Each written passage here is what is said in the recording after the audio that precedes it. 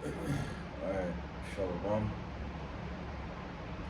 First and foremost, I'd like to give all the honor, glory, and praise unto Yahweh, Bahashem, Bahawashi, Bahashem, Achakadash. Double honors and respect to the elders and to the apostles, great millstone. Peace and blessing to all Akim that are preaching and teaching His word with 100% truth and sincerity. And unto the men, women, and children that are listening and learning, and unto the Bayath, the Wadah, the House of David, that is scattered abroad, I give you my utmost and sincere salutations. Alright, this lesson is,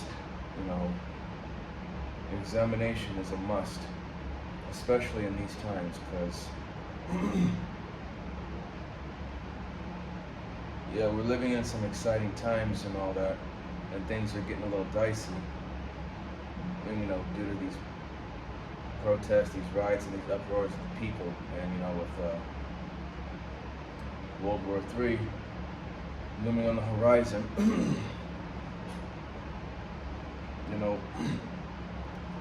All of these are just, all this stuff. Excuse me. That's going on right now with the ICE raids. It's all distractions. Because Russia has a nuclear bomber that's 400, I think it was like 400 something meters or miles off the U.S. coast. So something big is about to go down. When that time comes, you have to really, when all hell breaks loose, you have to really, before it does break loose, you have to really examine yourself.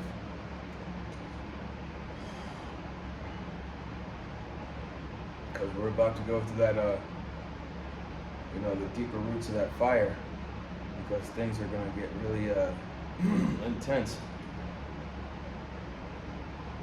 And Yahweh Hashem Shai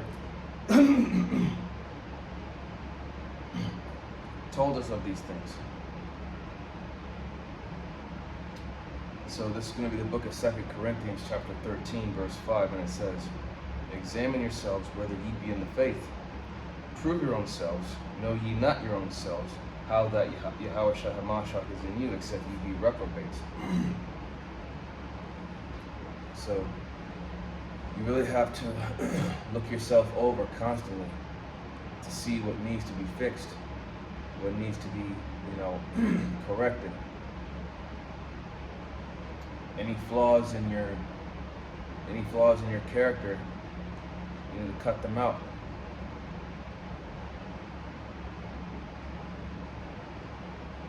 And you gotta prove yourself in this thing, man.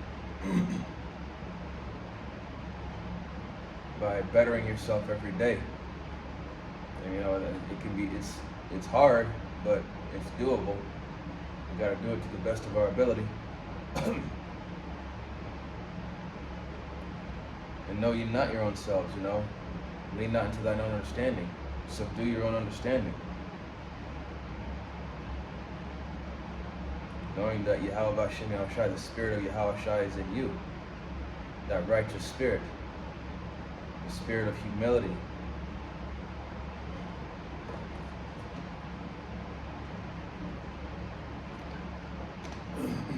Sorry. Except ye be reprobates. Know Yahweh Hashem Yahushai will that we're not reprobates, that we're not rejected, that we're not doing this in vain.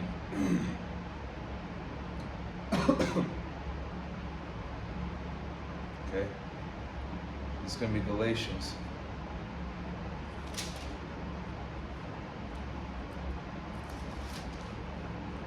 Galatians chapter 5, verse 9.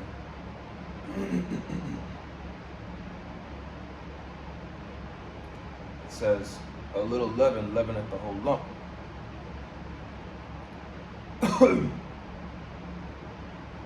So a little bit of leaven leaveneth the whole lump. So say you're in a group and a little bit of leaven, like if someone is, not on the same page as everybody else, or doesn't want to get in order, or is always causing problems, that little bit of leaven can leaven up the whole lump. It can cause more and more problems for the rest of that body of that group. And this also goes into being, if you're prophesying alone, a little leaven can leaven up the whole lump too with you. If there's certain flaws in your character, again, like, you're being a little too lazy, or, lack of studying, or you gotta fast more, you gotta pray more, or whatever it could be that you need to do in order to cut out that part of yourself that's causing you problems, that's slowing you down or hindering you or making you slack off. And I speak of myself first and foremost. So Galatians chapter 5, verse 9, a little leaven at the whole lump.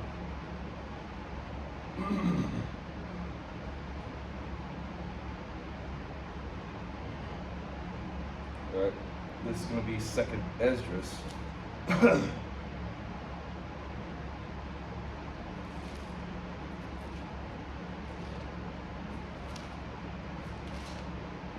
2nd Esdras chapter 16. 2nd Esdras chapter 16, verse 75. And it says, "Be ye not afraid, neither doubt, for the Most High is your guide." 76. "And the guide of them who keep my commandments and precepts, saith the Lord Yahweh, Bahashem Yahushua. Let not your sins weigh you down, and let not your iniquities lift up themselves." All right. So as we approach these more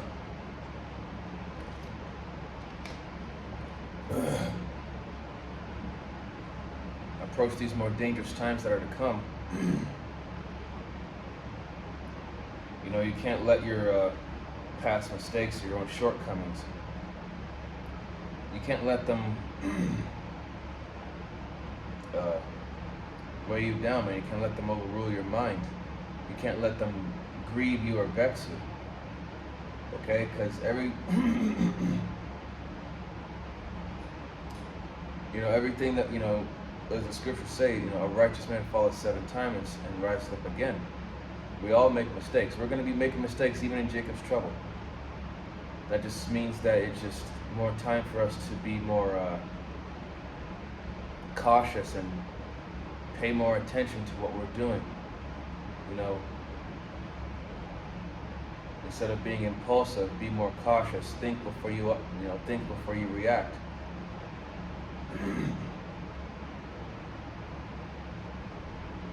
So,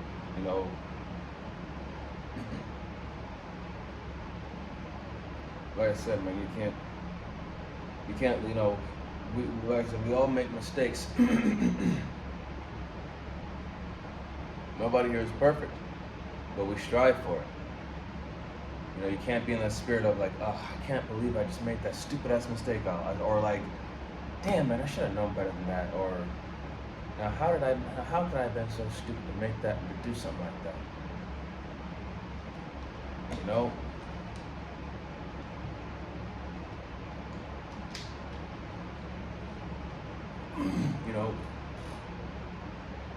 Perhaps Yahweh Bashim Yahushua had to go through those certain situations.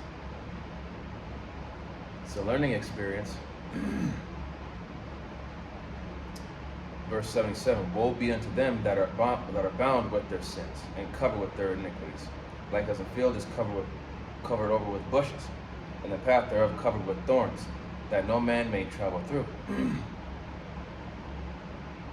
So, woe unto them that are bound with their sins. Well, that you let your past mistakes, your wrongdoings, your shortcomings overrule you.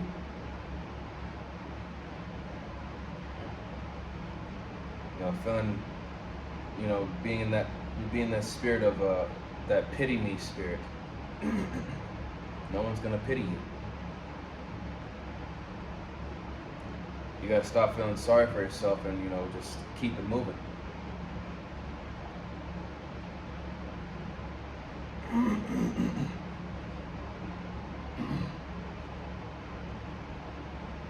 Alright, next is gonna be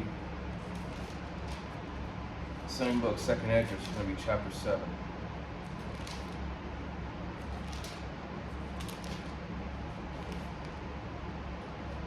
Chapter 7, verse 7. And it says, we'll start at verse 6. It says, there is also another thing.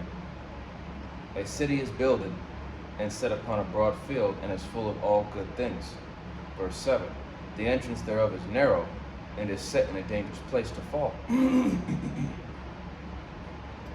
Like as if, excuse me, like as if there were a fire on the right hand, and on the left a deep water. Verse 8. And one only path between them both, even between the fire and the water, so small that there could but one man go there at once. Okay, so that fire on the right hand and the deep water on the left, that represents the trials, the tribulations, the temptations, man. As the scriptures say, narrow is the gate and straight is the way. In fact, that's Matthew.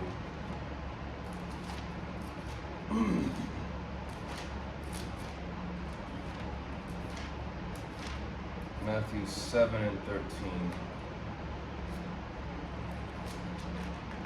Yeah, and it says, enter ye at the straight gate, for wide is the gate, and broad is the way that leadeth to destruction, and many there be which go in thereat. So the straight gate is that narrow path in between the fire and the water. And that's the broad way. And the broad way, as it said, for wide is the gate, and broad is the way that leadeth to destruction, and many there be which go in thereat. Verse 14, because straight is the gate, and narrow is the way which leadeth unto life, and few there be that find it. So, be prepared to let this shit go. Whatever it is that you're holding on to from the past, let it go. Because this is it. We've come too far into this to be worried about, feeling sorry for ourselves or being that pity me spirit.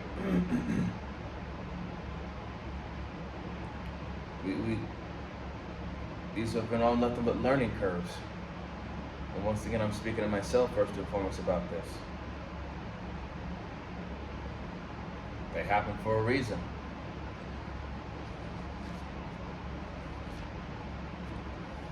First Corinthians chapter 5, verse 7. Purge out therefore the old leaven, that ye may be a new lump, as ye are unleavened. For even Hamashiach, our Passover, is sacrificed for us. Okay, so purge out therefore the old leaven, the old man, those old habits, those old those habits that were flaws.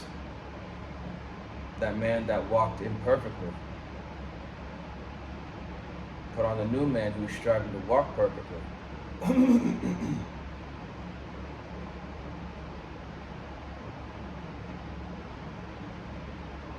So, verse 8, therefore let us keep the feast, not with the old leaven, neither with the leaven of malice and wickedness, but with the unleavened bread of sincerity and truth.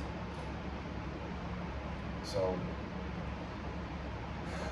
Yahweh Shai was the sacrifice, that sacrificial lamb without blemish.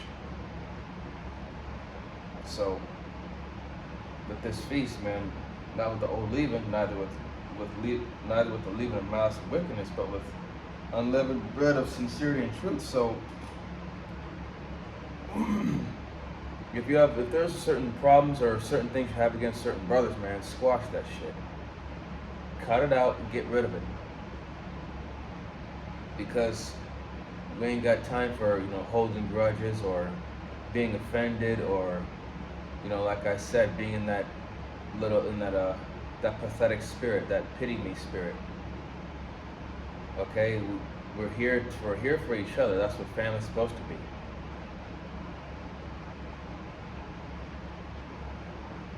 Okay, with truth and sincerity, which means, you know, you're supposed to come as an honest, straightforward, and upfront person. Okay, as the scriptures say, you know, open rebuke is better than secret love. It's better that I correct you on the spot than for me to, you know, not say anything at all and act like nothing happened.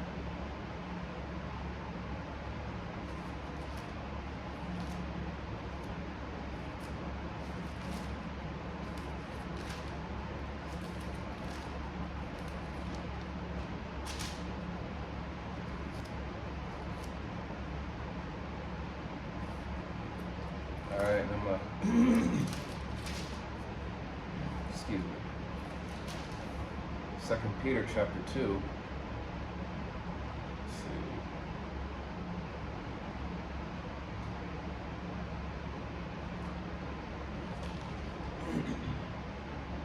Yep. 2 Peter chapter 1, verse 9. It says, "But he that lacketh these things is blind, and cannot see far off, and hath forgotten that he was purged from his own sins." Okay, so you have to understand, man, when you come into this truth, Yahweh Shem Shai gave you a clean slate, and you got to do whatever it takes within your power to keep that clean slate. Yes, we're going to fuck up, but don't do it to yourself to where you get excluded, like the Lord just throws you back out into the world, man. We must not forget that, you know, Yahweh Shem Shai winked at our sins when we were yet in the world, when we didn't know. But now that we know, you know, knowing that we've been purged from our old sins, we know better not to do that now. You can't forget that Yahweh Shem Shai was the one that woke you up. You can't forget that He's the one that brought you into this. And you most certainly must not forget that He can also get rid of you too. And we don't want that. That's the fear that you have to have for Him. He brought you into this to give you a chance, but remember, if you're not showing any kind of truth or sincerity in this, you know, it's only a matter of time before He gives you the boot. So, you know, examination is a must, especially in these times, because Jacob's trouble is the final test. You know, have you been doing your studying? Are you ready for it? Because we have to have nothing but the scriptures in mind if we want to be able to navigate and move accordingly. You know, as the scriptures say, Isaiah 33:6, "Thy wisdom and knowledge shall be the stability of thy times and strength of salvation." The fear of the Lord, Yahweh Shem Shai, is His treasure. So, 2 Corinthians chapter 13, verse 5, again, "Examine yourselves, whether ye be in the faith. Prove your own selves. Know ye not your own selves, that Yahweh Shai Hamashiach is in you, except ye be reprobates." Is the spirit of Yahweh Shem Shai with you? Is it dwelling within you? Do you have that spirit of humility? To know that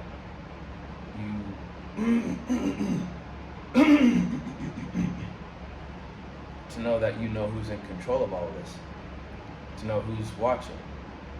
To know who's, you know, who's prepping you for the final stage. The final test, man. You gotta really you really gotta think this over. Yes, we're living in exciting times, and we're starting to see the downfall of our enemies. You know, Yahweh Shem Shai will, and that, you know, that the Lord keeps us going so that we can see the complete and utter destruction of our enemies. Okay?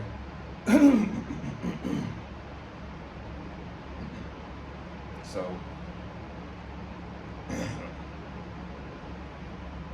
you know, we come too far in this. You know, Don't start slipping now. And with that, that's all I had for this.